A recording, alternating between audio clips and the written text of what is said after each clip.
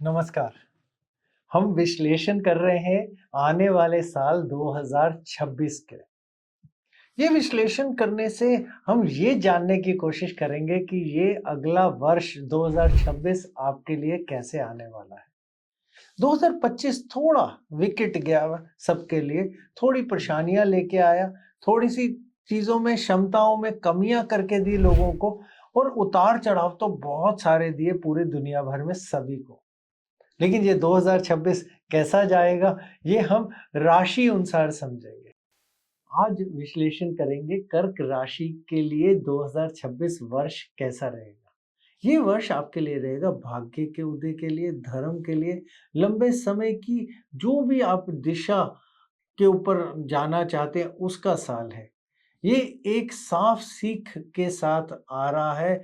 तो आप तब ऊपर उठेंगे जब आप भावनात्मक रूप से अपने आप को स्थिर रखेंगे, आध्यात्मिक रूप से बिल्कुल सीधी सोच पे रखेंगे। तो पहले बात करते हैं शनि की। शनि मेष राशि वालों के 12वें भाव में रहने वाले हैं और 12वें भाव को एक्टिव करेंगे, जो है खर्च का, आपकी नींद का, आपके विदेश में जो कार्य होते हैं उसका, थोड़ा अकेलेपन का, थोड़ा अध्यात्म का भी। और दृष्टि डालेंगे दूसरे घर पे, 6वें घर पे और 9वें घर पे। इससे बढ़ेंगी जिम्मेदारियां और थोड़ी आपको सीमाएं बना के रखनी पड़ेंगी। जब गुरु की बात बोलें तो शुरू में वो मिथुन में होंगे, वक्री से फिर मार्गी होंगे, फिर 2 जून को वो कर्क में चले जाएंगे, फिर 31 अक्टूबर में वो सिंह राशि में चले जाएंगे। इससे आपके तीसरे, चौथे और 5वें भाव के ऊपर असर पड़ेगा। और गुरु की दृष्टि 5वीं होती है, 7वीं होती है और 9वीं होती है, जो अलग अलग चरण में अलग अलग जगह पे डलेगी। राहु और केतु की बात बोले तो कि राहु इस समय 11वें भाव में है आपके मेष राशि वालों के, और फिर वो वहां से मकर में चले जाएंगे। और केतु जो इस समय कहते सिंह में है, वो कर्क में चले जाएंगे। इससे बढ़ेंगी आपकी महत्वाकांक्षाएं, थोड़ा सा ओवर थिंकिंग बहुत बढ़ जाएगी, और कहीं ना कहीं आपको सीखने पे और अपने बिजनेस की कोई समझ और रिसर्च पे काम करना पड़ेगा। गुरु मिथुन में यानी आपके 12वें भाव में रहेंगे 2 जून तक। उसके बाद कर्क में उच्च होके आपके पहले भाव में आ जाएंगे 31 अक्टूबर तक। फिर गुरु उसके बाद सिंह राशि में आ जाएंगे, जो आपका दूसरा भाव होगा 31 अक्टूबर के बाद। राहु इस समय कुंभ में होंगे जब साल शुरू होगा 8वें भाव में, और उसके बाद वो आपके 7वें भाव में आ जाएंगे, जो बहुत बड़ी गहरी भावनाओं में बदलाव लेके आते हैं, बहुत पार्टनरशिप में तीव्र चाह लेके आते हैं, आकर्षण बढ़ेगा। और जो केतु है वो इस समय आपके दूसरे भाव में है, जिसमें वाणी और आपकी बोलचाल की बात आती है, और वो साल के आखिर में आपके पहले भाव में आ जाएंगे, जो आप खुद हैं। इसलिए आप बहुत आध्यात्मिक हो सकते हैं, बहुत ज़्यादा रिसर्च में भी जा सकते हैं। करियर और पैसों की अगर हम बात बोलें तो पहले के चरण में यानी जनवरी से मार्च तक शांत धीरे-धीरे बढ़ेंगे, ग्रोथ आएगी, और विदेश में और कोई दूर की जगह में प्रोग्रेस जब कोई बढ़ाव आएँगे। गुरु 12वें भाव में है, इसलिए प्रगति अक्सर शांत तरीके से आएगी। बिल्कुल प्लानिंग के साथ काम करिएगा, हीलिंग में काम करिएगा, सीख के काम करिएगा, रिमोट वगैरह काम या दूर का काम आपको बहुत अच्छे अवसर देगा, आध्यात्मिक शोध करवाएगा। और लेकिन आपको ध्यान रखना है, बेकार खर्च कंट्रोल करना होगा, और नींद आपको पूरी पूर्ण करनी होगी। दूसरे चरण की बात बोले तो तैयारी फिर जून के बाद एकदम ही बड़ा उतार से चढ़ाव आना ये देखा जाएगा। पहला आधा हिस्सा ऐसे लगेगा कि वो कम था, अचानक एकदम सब कुछ बदल गया और सब कुछ आगे बढ़ गया। गुरु आपके पहले भाव में कर्क में आते हैं, ये आपके लिए बहुत ऊंचाई लेके जाता है। कॉन्फिडेंस आपके पास वापस आ जाएगा, आपकी हेल्थ यानी सेहत भी सुधरेगी, जिससे आप काम अच्छी तरह कर पाएंगे, आपको लोग बहुत अच्छी तरह पहचानेंगे, अवसर खुद आपके पास आने लग जाएंगे।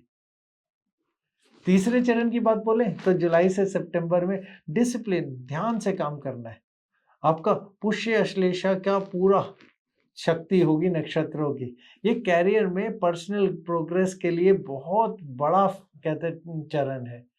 शनि 9वें भाव में धर्म का टेस्ट लेंगे, वही सही तरीकों से काम करने पे आपको मजबूर करेंगे, और गुरु पहले भाव में आपको उसको सपोर्ट करेंगे, तभी आप अनुशासन में रहेंगे।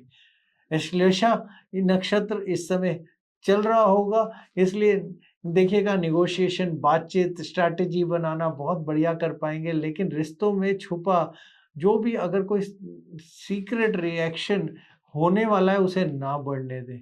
जो भी एग्रीमेंट का काम हो या कागजों का काम हो, वो बिल्कुल सफाई से, क्लैरिटी से करें। आखिरी चरण यानी अक्टूबर से सितंबर तक पैसा बढ़ेगा, रिश्तों में कहीं ना कहीं शिफ्टिंग आएगी या कोई कार्मिक चीजें बदलेंगी, बहुत सारे इनकम के अवसर बढ़ेंगे, क्योंकि 31 अक्टूबर के बाद गुरु आपके दूसरे भाव में है। सेविंग भी बहुत बेहतर कर देंगे, वाणी में, बोलचाल में बहुत बड़ी ताकत आ जाएगी, इसे सही से इस्तेमाल करें। फिर नवंबर की बात बोल लें तो आखिर में राहु 7वें और केतु पहले भाव में है। पार्टनरशिप, क्लाइंट पर जो भी काम करना है उस पर बहुत ध्यान बढ़ जाएगा, आपका आकर्षण बढ़ेगा, लेकिन थोड़ा सा कंफ्यूजन हो सकता है, अपना दिमाग लगा के काम करिएगा। आपकी पहचान देखिएगा फिर दोबारा से नई शुरुआत लेगी, और आप ज़्यादा चर्चे बिल्कुल चॉइस यानी चयनित करने लग जाएंगे, और कहीं ना कहीं थोड़ा अपने अंदर की सोच में से जुड़ेंगे। रिश्तों की बात बोले तो 2026 की शुरुआत इमोशनल कहते हो सकती है, और आपको कहीं ऐसा लग सकता है कि कहीं ना कहीं हमारे अंदर की भावनाएं बहुत उतार चढ़ाव ले रही हैं, क्योंकि राहु 8वें में है, बहुत गहरे इमोशन या भावनाएं आपको देते हैं। केतु दूसरे में है, जो कम्युनिकेशन या बातचीत होती है उसके अंदर आपकी कहीं ना कहीं इच्छाएं खत्म हो जाती हैं, आप डिटैच हो जाते हो। बेस्ट रिश्ता जो आपके लिए रहेगा टाइम समय, वो जून से अक्टूबर है, क्योंकि गुरु पहले में होंगे और बहुत बड़ा कमिटमेंट सपोर्ट करता है ये समय। नवंबर के बाद रिश्तों में फिर दोबारा आपको इंटरेस्ट आ सकता है। फिर आप देखिएगा कि बहुत ज़्यादा आपकी सोच, इमेजिनेशन बड़ी हो जाएगी, लेकिन हो सके तो सच्चाई यानी क्लैरिटी चुने। जो शादीशुदा है तो आपको अपनी सीमाएं बना के रखनी पड़ेगी और ईमानदारी से बातचीत रखनी पड़ेगी। स्वास्थ्य की बात बोलें तो आपका नींद पे या फिर हाइड्रेशन यानी पानी पे या इमोशनल यानी अपनी भावनाएं संभालने पे बहुत ध्यान रहना चाहिए। बहुत ज़्यादा सोचना नहीं है, ओवर थिंकिंग नहीं करनी, एंग्जाइटी हो जाती है इससे, खासकर साल की शुरुआत में तो बिल्कुल नहीं। हो सके तो रोज़ थोड़ी वॉकिंग करिए, थोड़ा अपना शांत टाइम बिताइए, थोड़ी एक्सरसाइज करिए स्ट्रेचिंग वाली, और रात को देर रात तक इमोशनल डिस्कशन तो बिल्कुल ही नहीं करनी। उपाय आपके लिए ये है कि मंगलवार के दिन आपको मंत्र करना है ओम नमो शिवाय 108 बार। हो सके तो शिवलिंग के ऊपर जल अर्पित करें, और कभी जब भी आपको समय मिले चावल या दूध का दान आप करें। आपके लिए बहुत शुभ रंग है सफ़ेद, या फिर चांदी का रंग भी है, और अगर लकी नंबर की बात बोले तो वो है 2।